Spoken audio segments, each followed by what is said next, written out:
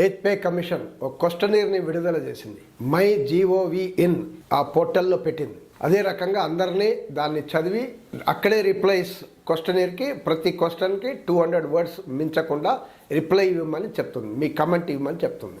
కానీ ఇక్కడ register అవుదామంటే register అవ్వటం కుదరట్లేదు. మొబైల్లో ఓటీపీలు వస్తున్నాయి, మెయిల్లో ఓటీపీ వస్తున్నాయి, కానీ రిజిస్టర్ మాత్రం అవ్వట్లేదు. ఇలా చాలామంది కావట్లేదు. సో మనం ఎలా రిజిస్టర్ కాకుండా ఎలా అంటే లిమిటెడ్ మెంబర్స్ని యూజర్స్ని మాత్రం వాళ్ళు అలౌ చేసినట్టు ఏదో కనపడుతుంది. ఈ లక్షల మంది పార్టిసిపేట్ చేయడానికి అవకాశం లేకుండా పోయింది ఇప్పుడు ఈ రకంగా. మరి లాస్ట్ డేట్ 16th March 2026. సరే మనకు రాలేదు, కానీ వేరే వాళ్ళు సోషల్ మీడియాలో వేరే వాళ్ళు ఎవరైతే డౌన్లోడ్ చేయగలిగారో ఎవరో పెన్షన్ సంఘాల నాయకులు, సో వాళ్ళు పంపిస్తే దాన్ని బట్టి మనం మాట్లాడదాం, ఈ సబ్జెక్ట్ని డిస్కస్ చేద్దాం. సో మనం సబ్జెక్ట్ పైన పోదాం. నెంబర్ 1 వాళ్ళు చెప్పింది ఏమంటే కన్జంప్షన్స్, సేవింగ్స్ ఇవన్నీ పెరుగుతాయి. ఎయిత్ పే కమిషన్ జీతాలు పెరిగితే ఇవన్నీ పెరుగుతాయి. ఎస్, దీనివల్ల డిమాండ్ కూడా పెరుగుతుంది, మార్కెట్లో కొనుగోలు శక్తి పెరుగుతుంది, అదే రకంగా డిమాండ్ పెరిగితే ఎకానమీ కూడా పెరుగుతుంది, రైట్. కానీ ఇలా చెప్తూనే దీంట్లో చాలా నెగిటివ్ ఇంపాక్ట్ కూడా ఉంటాయి అని కూడా చెప్తుంది ఈ క్వశ్చనీర్. ఏంటి? ఇన్ఫ్లేషన్ పెరుగుతుంది, ద్రవ్యోల్బణం ధరలు పెరుగుతాయి, ఫిస్కల్ డెఫిసిట్ అదుపు లేకుండా పోతుంది. ఈరోజు ప్రభుత్వం మీకు తెలుసు మొన్న కూడా బడ్జెట్లో 4.3% ఫిస్కల్ డెఫిసిట్ అంటే లోటు, ద్రవ్య లోటు 4.3% అని వాళ్ళు డిసైడ్ చేసుకున్నారు. అంటే దీనికన్నా మించి వాళ్ళు ఖర్చు చేయరాదు అని పెట్టుకున్నారు. సో ఇప్పుడు మీరు ఇవన్నీ పెడితే ఈ ఫిస్కల్ డెఫిసిట్ ఎగిరిపోతాయి కదా, టార్గెట్ వెళ్ళిపోతుంది కదా. అంటే సంక్షేమ ఖర్చుల పైన ఖర్చులు తగ్గించాలి, మీకు ఇవ్వాలంటే సెంట్రల్ గవర్నమెంట్ ఎంప్లాయీస్కి సంక్షేమ పైన ఖర్చులు తగ్గించాలి కదా అనేది పెడుతుంది. అంటే ఎంప్లాయీస్ వర్సెస్ పీపుల్ పైన ఈ రకంగా తగాదా పెట్టినట్టు కనపడుతుంది ఇది. అంటే మనం ఎంప్లాయీస్ పేదలకు ఇచ్చే డబ్బులు మనకి ఇవ్వమంటున్నామా? ఎంప్లాయీస్ అవన్నీ ఏమో అడగట్లేదు కదా. మరి ప్రతి ఏటా మీరు 1,50,000 కోట్ల రూపాయలు ట్యాక్స్ కన్సెషన్స్ ఇస్తున్నారు కార్పొరేట్లకి, అప్పుడు ఫిస్కల్ డెఫిసిట్ గుర్తు రాలేదా? కార్పొరేట్ ట్యాక్స్ 33% నుంచి 20% తగ్గించినప్పుడు అప్పుడు మీకు ఫిస్కల్ డెఫిసిట్ గుర్తు రాలేదా? బ్యాంక్రప్సీ, దివాలా తీసిన కంపెనీలకి మొత్తం వదిలేసి కేవలం జస్ట్ ఒక పెనాల్టీ వేసి 20% మాత్రమే వసూలు చేసి మిగతా 80% మాఫ్ చేసేస్తున్నారే, అప్పుడు మనం గుర్తు రావట్లేదా? బ్యాంక్ లోన్ 17 లక్షల కోట్ల రూపాయలు 17 lakh crores మాఫ్ చేశారు కదా, మరి వాళ్ళపైన పెనాల్టీ ఎంత? 140 crores మాత్రమే పెనాల్టీ. 17 లక్షల కోట్ల రూపాయలు ఇక్కడ, 140 కోట్లు ఇక్కడ, అంటే 0.00085% పెనాల్టీ వేసి వదిలేశారు కదా వాళ్ళని. మా డబ్బులన్నీ, మా ప్రజా డబ్బులన్నీ కొట్టేశారు కదా. మరి వాళ్ళ సంగతి ఏంటి? హెయిర్ కట్ అని పేరు చెప్పి 1 time సెటిల్మెంట్ అని కార్పొరేట్లకి మీరు అప్పేస్ చేస్తున్నారు, అప్పుడు మీకు ఫిస్కల్ డెఫిసిట్ రావట్లేదా? అంటే ఎంప్లాయీస్ ఎవరైతే దేశానికి సేవ చేసి 30-40 సంవత్సరాలు పనిచేసి ఆ రకంగా చేస్తారో వాళ్ళకి ఏదైనా రివిజన్ అడిగితే 10 సంవత్సరాలకు ఒకసారి రివిజన్ అడిగితే అప్పుడు ఇవన్నీ కథలు గుర్తొస్తుంది.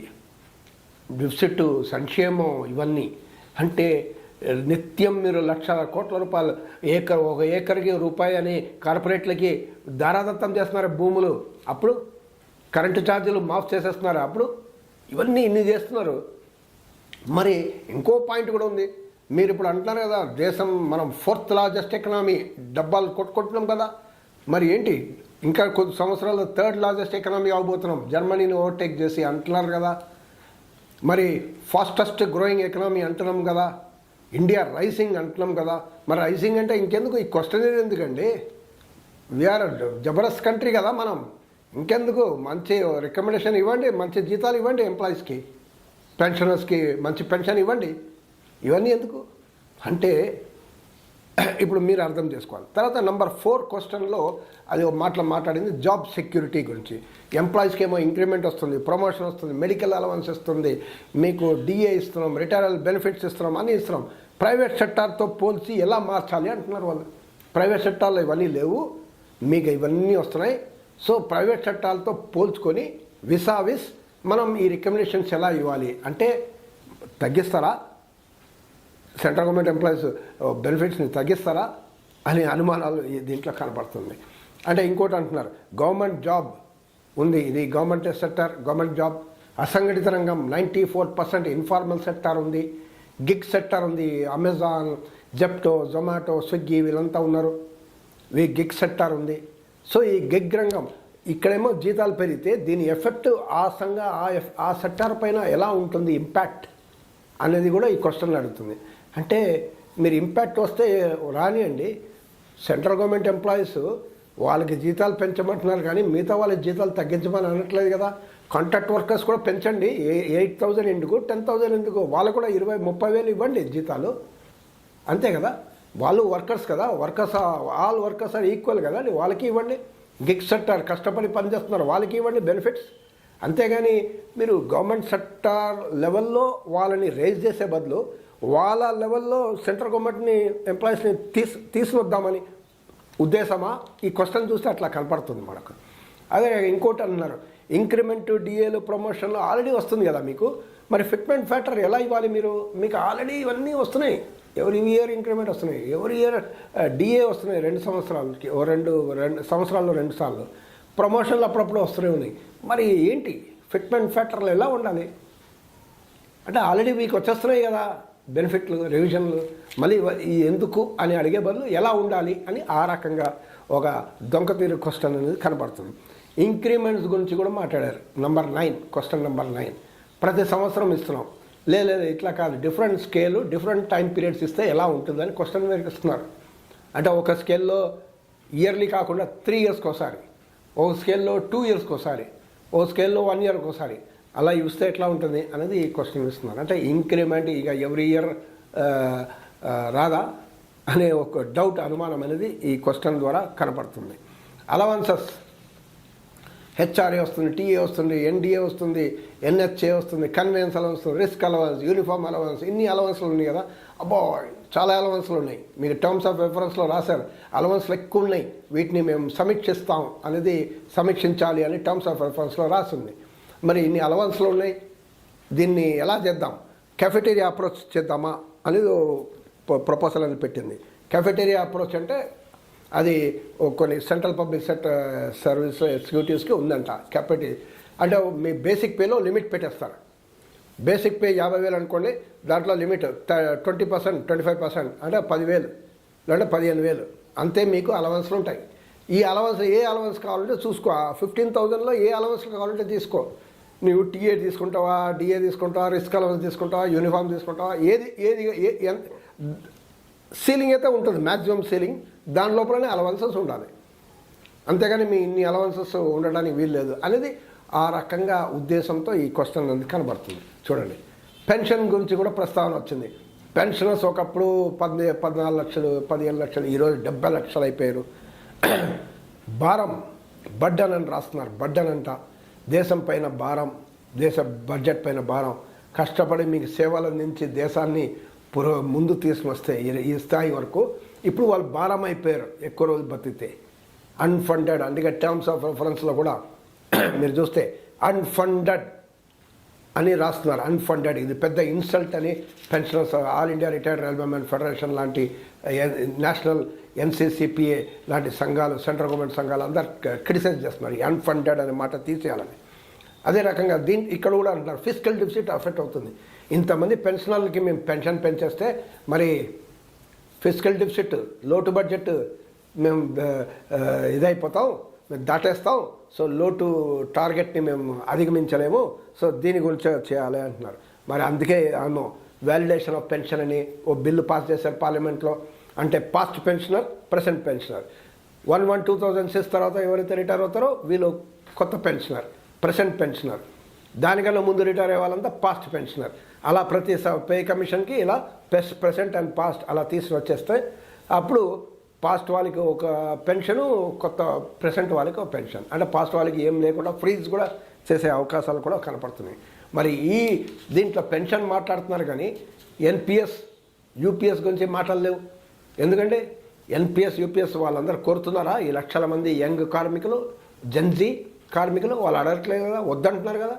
ఎన్పిఎస్ వద్దు, యూపీఎస్ వద్దు అంటున్నారు. అందరికీ ఓపీఎస్ ఇవ్వండి. ఎందుకు ఆ ప్రస్తావన లేదు ఈ క్వశ్చనీర్లో?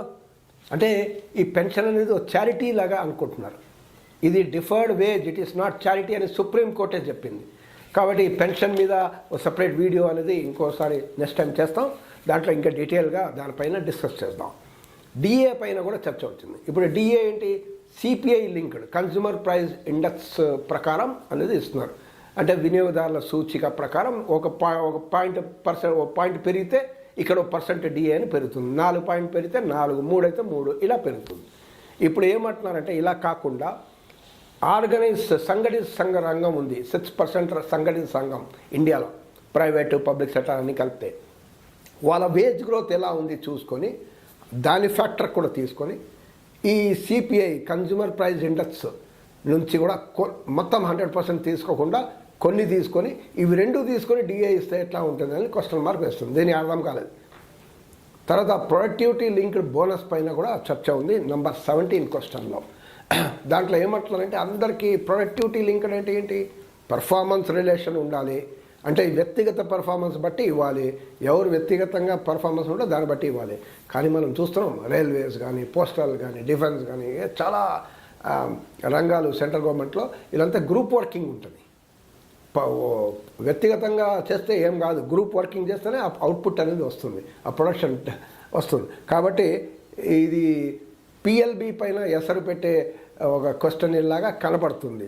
మరి number of days already number of days 78 ఇస్తున్నారు, ఇది చాలా తక్కువ ఉంది.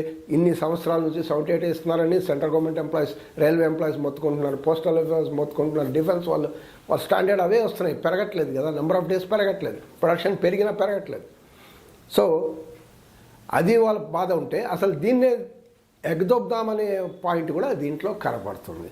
మరి మీరు కార్పొరేట్లకి ప్రొడక్షన్ లింక్డ్ ఇన్సెంటివ్ అని ఇచ్చారు. ఈ 2-3 ఇయర్స్ మనం చూస్తున్నాం, 2 లక్షల కోట్ల రూపాయలు పిఎల్ఐ. ఏమంటే మీరు కొత్త ఉద్యోగాలు ఇవ్వండి, కొత్త ఫ్యాక్టరీ పెట్టండి, కొత్త ఇండస్ట్రీ పరిశ్రమలు పెట్టండి, కొత్త ఉద్యోగాలు ఇవ్వండి. ఏం ఫ్యాక్టరీలు వచ్చాయి, ఏం ఉద్యోగాలు వచ్చాయి భారతదేశంలో ఈ 2-3 సంవత్సరాల్లో? అసలు నిరుద్యోగం పెరుగుతూ పోయింది కాబట్టి ఎక్కడ తగ్గలేదు. స్వయాన నిర్మలా సీతారామన్ గారే పార్లమెంట్లో అంటున్నారు కదా, మేము మీకు ఇన్ని ఇన్సెంటివ్స్ ఇస్తున్నాం, మీరు ఏం ఉద్యోగాలు పెంచట్లేదు, ఇన్వెస్ట్ చేయట్లేదు, పెట్టుబడి పెట్టట్లేదు అనేది కార్పొరేట్స్ అంటుంది. పిఎల్ఐ ఇస్తున్నాం, పిఎల్ఐ ఇస్తే కూడా ఏం కావట్లేదని అంటుంది. అంటే మీరే అంటారు అవి, మరి వాళ్ళకి ఎందుకు ఇస్తున్నారండి? ఇక్కడ కార్మికులు కష్టపడి పనిచేస్తే బోనస్, ప్రొడక్టివ్ లింక్ బోనస్ ఇస్తే ఇక్కడ మీకు ఇన్ని క్వశ్చన్స్ అనేది రేజ్ చేస్తున్నారు. సో ఇంకోటి లాస్ట్ పాయింట్ నెంబర్ 18 క్వశ్చన్స్ వేశారు. 18 అనేది స్టాఫింగ్ రిక్రూట్మెంట్, చాలా ప్రమాదకరమైన సిఫార్సు ఈ క్వశ్చనీర్ అనేది కనపడుతుంది. కాంట్రాక్ట్ సిస్టంలో ఉద్యోగస్తుల్ని రిక్రూట్ చేస్తే ఎట్లా ఉంటుంది అనేది ఈ క్వశ్చన్లో ప్రపోజ్ చేశారు. అంటే ఎంట్రీ లెవెలే కాకుండా మిడిల్ లెవెల్, హయ్యర్ లెవెల్లో కూడా. మిడిల్ లెవెల్లో, హయ్యర్ లెవెల్ అంటే ప్రమోషన్లు తగ్గిపోతాయి. ఇప్పుడున్న ఎంప్లాయీస్కి ప్రమోషన్ తగ్గిపోతుంది. డైరెక్ట్గా వేరే మార్కెట్ నుంచి ఒక ఆయన కాంట్రాక్ట్ వర్కర్ వచ్చి కూర్చుంటాడు సెంట్రల్ లెవెల్లో. అండ్ 4200 జీపీలో ఒక ఆయన మార్కెట్ నుంచి వస్తాడు, 4800 జీపీలో ఇంకో ఆయన మార్కెట్ నుంచి వస్తాడు. 5 ఇయర్స్కే కాంట్రాక్టే కానీ ఉంటాడు. సో వీళ్ళకి ప్రమోషన్ రావు, ప్రమోషన్ తగ్గిపోతుంది. ప్లస్ వాడు కూడా ఉద్యోగం అంతే, 5 ఇయర్సే, జీతాలు పూర్తిగా ఉండవు. నీకు టీఏడిఏ బెనిఫిట్స్ ఏం రావు, central government benefits only stipend ఇచ్చి పంపిస్తారు. సో ఈ రకంగా మీరు ఆల్రెడీ రైల్వేలో మనం చూస్తున్నాం, కొన్ని రైల్వేలో రిక్రూట్మెంట్ ఆర్ఆర్బీ నోటిఫికేషన్స్ కూడా ఇచ్చాయి. Senior section engineer senior section engineer TRD for limited term appointment. అంటే వాళ్ళంతా కాంట్రాక్ట్, అంత పెద్ద ఉద్యోగస్తులు, ఇంపార్టెంట్ సేఫ్టీ వర్క్లు చేసేవాళ్ళు, వాళ్ళు కాంట్రాక్ట్లో ఇంజనీర్స్ని కాంట్రాక్ట్లో తీసుకుంటున్నారు. అంటే మనం చూసాం ఇప్పుడు లేబర్ కోడ్, ఈ 4 లేబర్ కోడ్లలో కూడా ఫిక్స్డ్ టర్మ్ జాబ్ అనేది చెప్పడం జరిగింది. ఫిక్స్డ్ టర్మ్ జాబ్ అంటే మీరు 5 ఇయర్స్కే రిక్రూట్ చేస్తాం, 3 ఇయర్స్కే రిక్రూట్ చేస్తాం, 2 ఇయర్స్కే రిక్రూట్ చేస్తాం, అంతే. ఈ లేబర్ కోడ్లో వచ్చింది.